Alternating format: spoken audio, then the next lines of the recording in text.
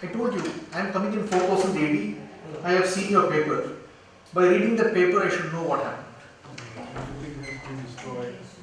Everything has been destroyed by a large explosion, fire. Nothing has survived. Oh, good. All our answers will be the same. Even if our great masters also write, even if our students also write, even if I also write. I could not understand what you told me. You see what he said?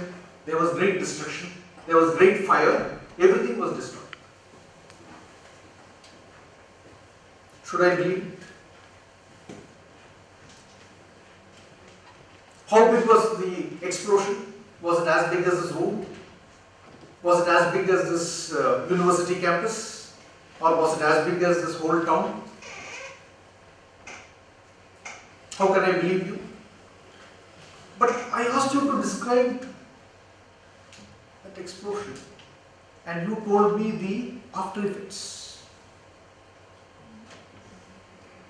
You did not tell me the technicality of the nuclear. Yes, you didn't tell me that. Nuclear explosion. Anyway, what I want to convey to you is from this is limitation of language.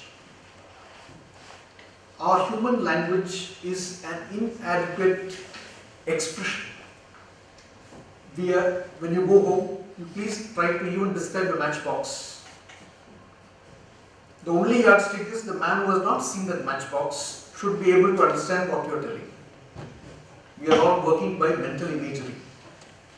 When I see the cell phone, yes, I know this works, this will do this job. If I go to explain the technicalities, my position becomes worse. So, limitation of language. That is why you find scholars telling, please don't bring foreign words into any language. See, now you take any Indian language, whether it's Tamil, Malayalam, Kannada, Hindi, half is English, half is... No, because with that half, you are losing all your knowledge, all your heritage. That is why scholars are telling that.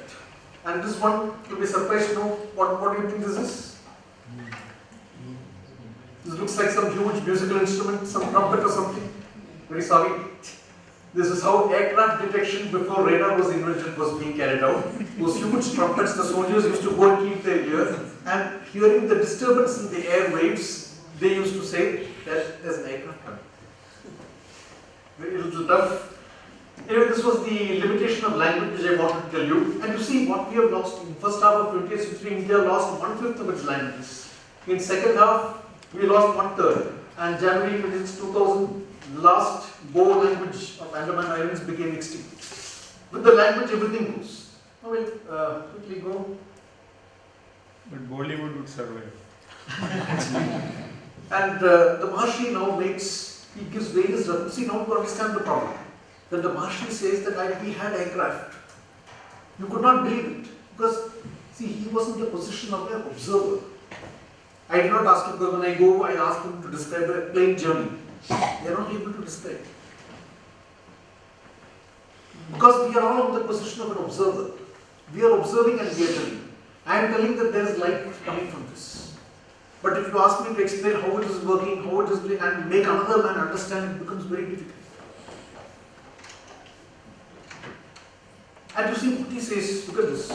Strong and durable must the body of the Vimana be made, like a great flying bird of light material. And he gives a lot of this. And he also mentions the power source. Mercury, liquid mercury is the power source. And these are you'll be stunned to see the designs made by engineers after studying the Vimanika Shastra. You will think that these are modern rockets. These are different types of Vimanas. You see this, who will say, suppose I were to blank out that Sundara Vimana, you would say that this is a modern rocket. You see this? And this is a Tripura Vimana. Does it remind you of anything? Does its shape remind you of anything? So similar, isn't it? complicated because it looks more like a ship and a bird with wings. Nobody knows what's the technology behind it.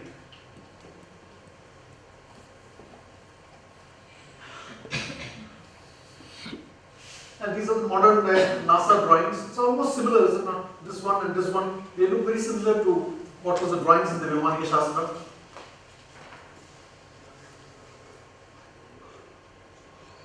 And you see this first one, 16 kinds of heat-absorbing metals. In such ancient times, he's talking of heat-absorbing metals. And he's also talking of light-absorbing metals. And he speaks of mercury engine. Like I told you, mirrors and lenses. And he talks of, different kinds of rays being used.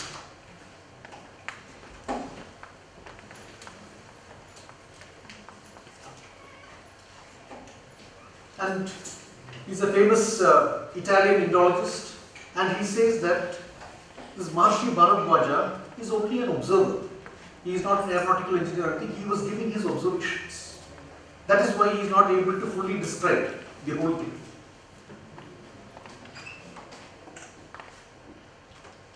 And of course the famous Pushpaka Vimana, which is there in the Sundaragandam.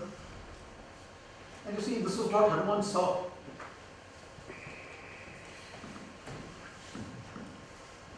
You see what he saw? A double-deck aircraft. It was cylindrical in shape, having lots of windows, rose up into the higher atmosphere and made a thunderous noise. Something similar to a modern aircraft. And you see, entire aerial routes have been described.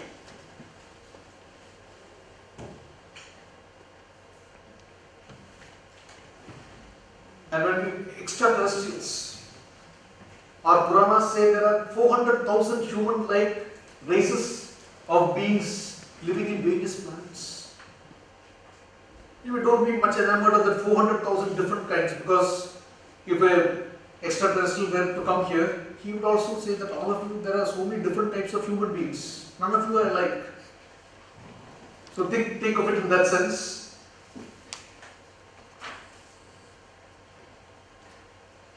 See, when I think Sir only explained, he said, when we say it's taken from our Puranas, your receptivity to that is very low. The moment I use a foreign name, NASA's Kepler mission, immediately your faces have become alert. When they say first cosmic census of the Milky Way, at least 50 billion planets can hold life, 54 in the Goldilocks zone, when they use all those terminology, our receptivity becomes much more, which is not correct. Drake equation. And he's also saying the same thing, and he says there could be in our galaxy and figures in millions. He says millions of beings can be surviving, but this was there in our Puranas. See, because you didn't study, it's not that Drake saw all these beings on different planets. He was making a hypothetical guess. You could have done that. Had you studied Sanskrit, you could have also said.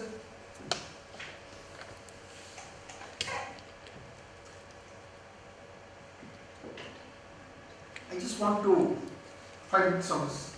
In Mahabharata, see, unfortunately what happened over a period of time, see, 500 years back, it did not make any sense if you told somebody that we have got aircraft. People could not understand what it was. And there was always a constant demand, simplify it so the common man can understand. So what happened, some writers took over, and whatever they could not understand, they simply edited that portion. Like that way we lost a lot of scientific material. Today there is nobody who can say, only maybe we can count on our fingers 1 or 2 people who have read the actual Mahabharata or Ramayana in its original form. If you go into the market and ask for Ramayana or Mahabharata, you are likely to get C. Rajagopalachari's book. Yeah. Nothing else. You don't have any choice. But unfortunately what happened, they were talking to a common audience. So he can't tell about, Vimanas and, UFOs and all sorts of things. You see, in the Mahabharata, the climax of the Mahabharata war is the acquisition of a UFO by a king called Salva. You see the terms now. acquisition. He acquired. That means it was given on something like lease to him. The extraterrestrials would operate that.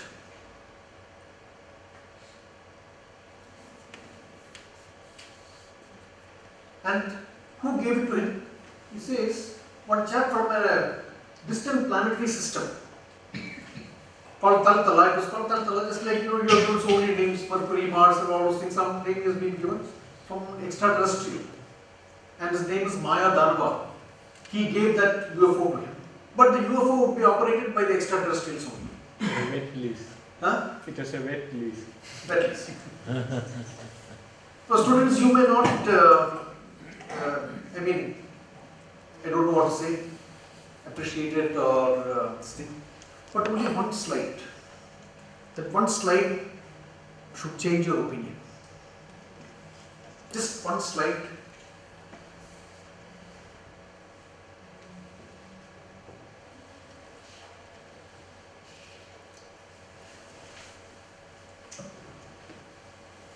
This one slide, you see.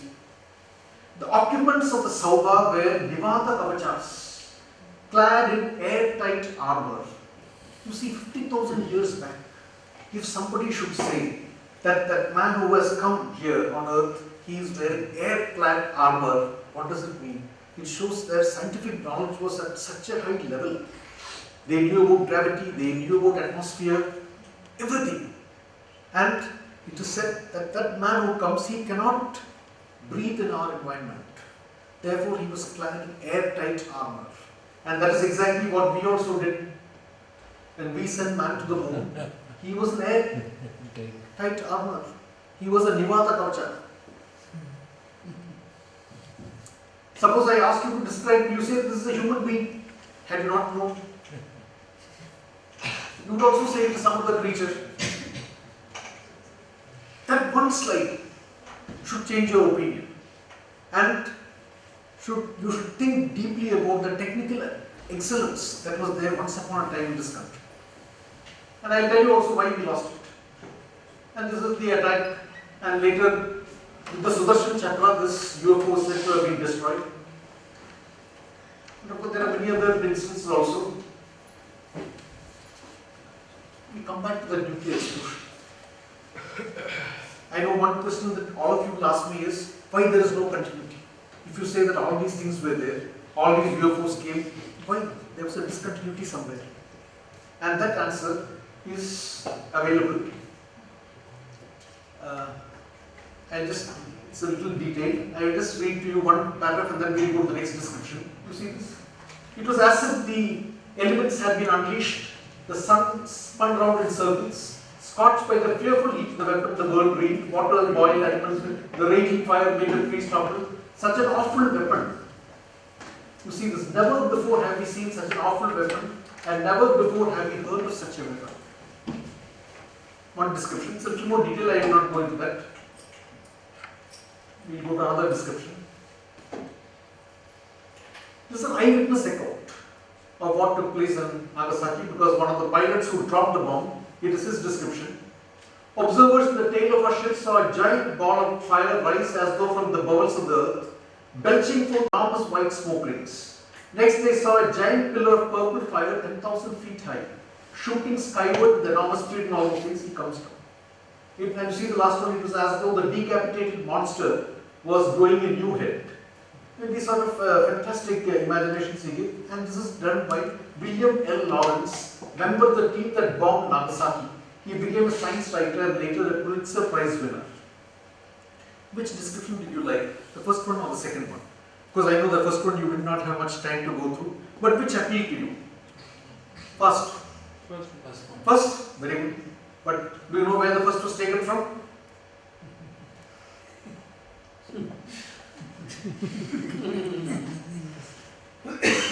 Mahabharata describes the havoc caused by the Agnyastra. See, you are calling nuclear bomb, they are calling Agnyastra. So something happened in this world, this entire world was destroyed. It's not my opinion, I will tell you.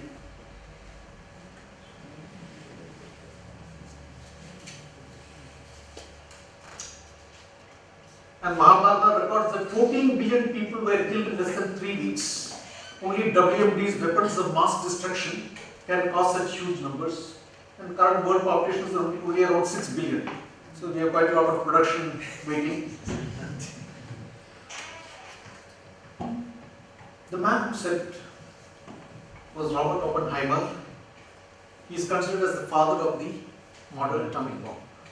And it will surprise you that when the first test was conducted, all the journalists, scientists, they congratulated him. And you know what he said? They all told, sir, you were the first man to develop an atomic bomb. He said, no. I am the first man in the modern world. Meaning thereby that in the past also, there were people familiar with atomic technology. And when he was asked, could you please describe an atomic explosion? Because nobody had seen it. Just like our friend had told us, he said devastating, everything was destroyed. But do you know what Oppenheimer said? Can you guess what he would have told? He quoted a famous verse from the Bhagavad Gita. When Arjuna expresses his desire, I want to see God. Krishna says, with these eyes you can't see God. But I will give you a divine vision. And he gives him a divine vision. Then he asks him, what you saw? He says, Arjuna says, if 100,000 suns were to come here and assemble here, what would be the brilliance and radiance? That is what I saw. And the Jew, Oppenheimer, who did not have any access to internet or Sanskrit, he was a scholar, a Sanskrit scholar. When all the assembled scientists and journalists asked him, sir, what is an atom bomb? You saw in the first slide, never have you seen such a weapon, never have you heard of such a weapon. It was asked to him, what is it? And he narrated the sloka from the Bhagavad Gita and said, this is what is an atom bomb. And Oppenheimer also believed that the deserts which you see all over the world today are all the result of atomic warfare. And he says, you see, access to the Vedas is the greatest privilege this century may claim over all previous centuries. And this is also very important one. Oppenheimer said in a published lecture at Princeton in 1957 that German scientists got the idea of atom and nuclear energy from a study of Vedanta. Just imagine. And Frederick Soddy also said the same thing. He is another Nobel Prize winner. Brian David Josephson, he also says Vedanta. So you will ask me one question. If you say we have Vimanika Shastra, why is it that we are not able to make an aircraft? Suppose I ask you who made the first aircraft, what would you tell me? All of you are full-throated telling Wright brothers. Wrong answer. But unfortunately, my dear friends, see what to do. I mean, very unfortunate that we denigrate ourselves so much. 8 years before the Wright brothers flew their first aircraft, this gentleman, Shivkar Bapuji Talpade, a poor Brahmin living in Maharashtra, he and his wife invested their life savings studying the Vimanika Shastra. He built an aircraft, flew it in Bombay's Chowpatty beach, witnessed by Maharaja Sayaji Rao Baroda and the then Chief Justice of Mumbai High Court, Sri Ranade. When the British came to know about it, they were alarmed. I mean, nobody in the world had heard of a flying machine. They said, what is happening? They called the Maharaja and told him, stop giving aid. And this poor man and his wife, they died heartbroken. He died at the young age of 53. Just imagine, had he lived, what miracles he would have wrought. And without anything, he would not even have had a decent workshop like we have for automobiles also. Even that too he would not have had. With that he made the aircraft. And fortunately, I was able to get a drawing of that when I went for a lecture to one place. After the lecture, one old man came and told me, sir, this will be of great use to you. This is the photograph of the aircraft which was taken and published in the Times of India. This is the one.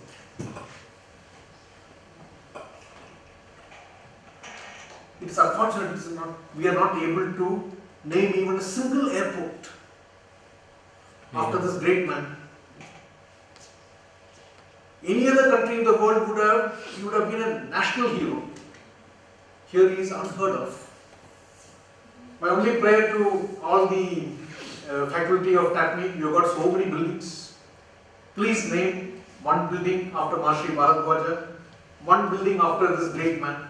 At least let students who pass through this institute, let them know that somebody like this had done something. He died in 1917 at the age of 53, and his relatives did not know what it was, and they sold it to a British firm. Now you see the Chinese. The Chinese are studying Sanskrit manuscripts,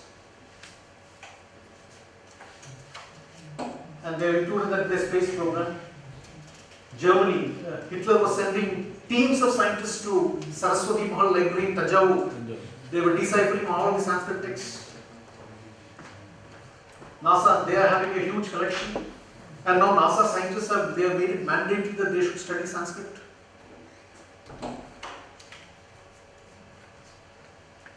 Your 6th generation computers all are going to use Sanskrit in a big way. And you see the Chinese, you just see this. Research Institute of Sanskrit Manuscripts, Peking University. India does not even have a single university. Very soon Sanskrit language will go. We may have to go and take tuition from Sanskrit, from Chinese or Americans. Again I appeal to the faculty here, please start one institute of Sanskrit manuscripts. Do it. You may get only one student, but it will pick up. You start. And like the Indian, see all these ideas which the foreigners are now coming out with. They are only coming out with ideas.